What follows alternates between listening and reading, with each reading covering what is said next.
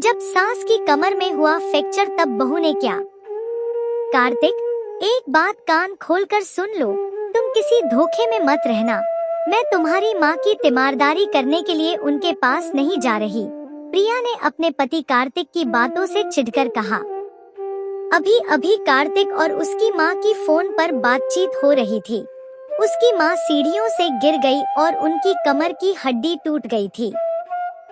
कार्तिक अपनी जॉब की वजह से अपनी पत्नी के साथ दूसरे शहर में रहता था और घर पर माँ नीलम जी और पापा प्रकाश जी ही रहते थे। वैसे तो वो लोग अपनी जिंदगी बहुत अच्छी तरह से व्यतीत कर रहे थे, लेकिन इस हादसे ने सब कुछ गड़बड़ कर दिया। आनन फानन में नीलम जी का ऑपरेशन भी हो गया, मगर अब समस्या आई घर में खाने पीने और बाकी सब काम की। प्रकाश जी ने कभी घर का काम नहीं किया था, मगर फिर भी वो थोड़ा बहुत काम तो संभाल ही लेते, मगर खाना पीना उनके लिए बहुत मुश्किल काम था। कार्तिक तो अपनी माँ की समस्या के बारे में सुनकर तुरंत अपनी माँ के पास जाने के बारे में सोचने लगा, परंतु मार्च की क्लोजिंग होने की वजह से किसी भी हाल में छुट्टी नहीं मिली। वो चाहता था कि अगर वो अपने माँ बाप के पास नहीं जा पा रहा है तो कम से कम प्रिया तो चली जाए। अभी थोड़ी देर पहले उसकी मम्मी का भी फोन आया था कि बेटा थोड़े दिनों के लिए प्रिया को भेज दो, तो कार्तिक ने तुरंत ही हाँ कर दी कि हाँ मैं प्रिया की टिकट करवा दूंगा, वो आ जाएगी। लेकिन जैसे ही माँ बेटे की बात खत्म हुई, प्रिया ने तुरंत ही मना कर दिया। प्रिया, अगर इस मुसीबत के समय तुम मम्मी पापा के पास नहीं जाओगी तो कौन जाएगा? कार्तिक ने प्रिया को समझाते हुए कहा।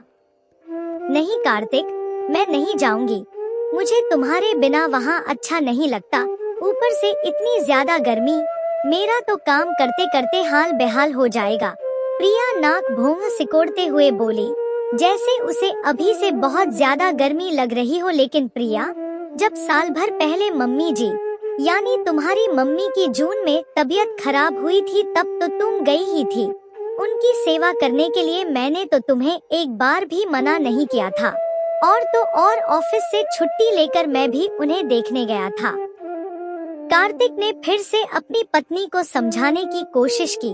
अरे वो मेरी मम्मी है, प्रिया तपाक से बोली। अच्छा तो मेरी मम्मी तुम्हारी कुछ नहीं लगती? अरे कितना प्यार दुलार करती है वो तुमसे। तुम्हारी जरा सी भी परेशानी में झट से तुम्हारे पास दौड़ी चली आती है और तुम उनके प्यार का ऐसा सिला दे रही हो। प्रिया की बात सुनकर कार्तिक की आंखों में आंसू आ गए।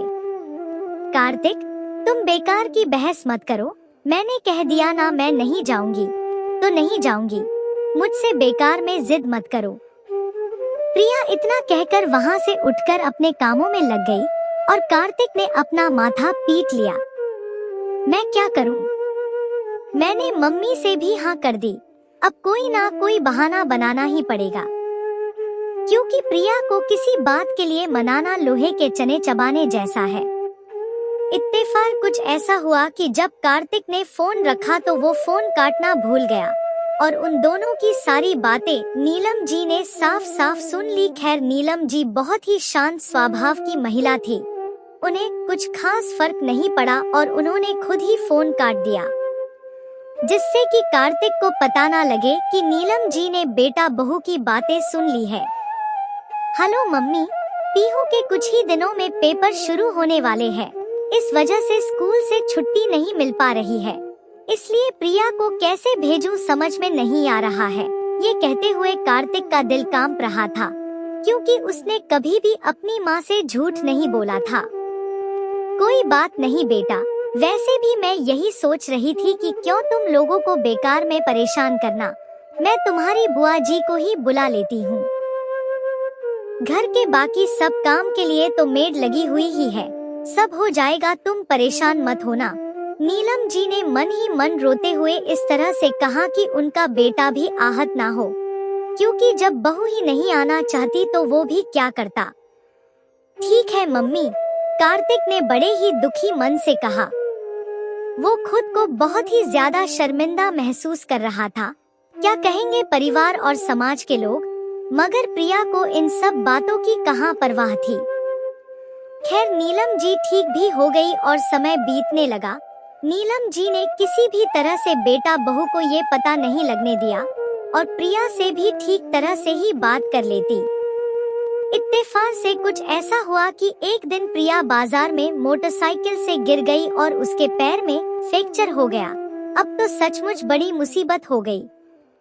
कार्तिक, ऐसा करो मम्मी जी को यहाँ बुला लो, नहीं तो घर का काम कैसे होगा। पीहू को स्कूल भी जाना है, तुम्हें ऑफिस भी जाना है, प्रिया ने पैर पर हाथ रखकर कराहते हुए कहा। प्रिया, आज तुम्हें मेरी मम्मी की याद आ गई। उस समय क्या हुआ था जब उन्हें तुम्हारी बहुत ज्यादा जरूरत थी। अब तुम अपनी मम्मी को फोन करके बुला लो, कार्तिक ने आक्रोशित होकर कहा। अरे कार्तिक, तुम मुझे ये सब क्यों सुना रहे हो? मेरी मम्मी कैसे आएंगी? भाभी की डिलीवरी का समय बिल्कुल नजदीक आ रहा है, ये बात तुम भी जानते हो। प्रिया ने कार्तिक को समझाना चाहा। मैं कुछ नहीं जानता, ये तुम्हारी समस्या है कि तुम कैसे मैनेज करती हो। मुझसे जितना बन पड़ेगा मैं कर लूंगा, लेकिन अपनी मम्मी को यहाँ आने के लिए नहीं बोलूंगा, कार्तिक ने साफ शब्दों में कह दिया। कार्तिक, तुम मत करो बात, मैं खुद कर लूंगी, प्रिया ने कुछ सोचते हुए कहा। तुम जानो तुम्हारा काम जाने, मुझसे कोई उम्मीद मत रखना। इतना कहकर कार्तिक वहाँ से हट गया। लेकिन ये बात तो वो भी समझ रहा था कि घर का सब काम मैनेज करना आसान नहीं। मम्मी जी, मैं मोटरसाइकिल से गिर पड़ी, आप पापा जी के साथ कुछ दिनों के लिए यहाँ आ जाइए, क्योंकि यहाँ बड़ी परेशानी हो रही है। प्रिया आंखों में आंसू भरकर बोली। प्रिया, आज तुम्हें अपनी सास की फिर याद आ गई, लेकिन जब मुझे तुम्हारी जरूरत थी तब तुमने साफ मना कर दिया था। हम लोगों के पास आने से बेटा, समय बीत जाता है, लेकिन जो घाव दिल में लग जाता है वो शायद कभी भी नहीं मिटता। अगर उस समय रेनू जीजी ने अपनी बहू को नहीं भेजा होता तो घर कैसे मैनेज होता, तुमने ये बिल्कुल भी सोचना नहीं चाहा। जब मैंने कार्तिक के पास तुम्हें अपने पास बुलाने के लिए फोन किया था, तब गलती से कार्तिक फोन काटना भूल गया था। मैंने तुम दोनों की सारी बातें सुन ली थी, मगर मैं कार्तिक को बताकर उसे परेशान नहीं करना चाहती थी। तुमने अपनी माँ को माँ समझा और माँ जैसी सास के लिए साफ साफ मना कर दिया। कोई बात नहीं बेटा, समय सबका आता है, नीलम जी ने एक एक शब्द को बड़ी कठोरता के साथ कहा। सॉरी मम्मी जी, प्रिया शर्मिंदा होकर बोली, क्योंकि उससे अब इसके अलावा कुछ बोलते नहीं बन रहा था। बेटा, ये सॉरी वोरी मैं कुछ नहीं जानती, मेरे घुटनों में दर्द रहता है, इसलिए मैं तुम्हारी तीमारदारी करने नहीं आ सकूंगी। इतना कहकर नीलम जी ने फोन काट दिया। अब समय बदल चुका था, प्रिया को अपनी बदतमीजी का जवाब मिल चुका था और आज नीलम जी अपने आप को बहुत हल्का महसूस कर रही थी।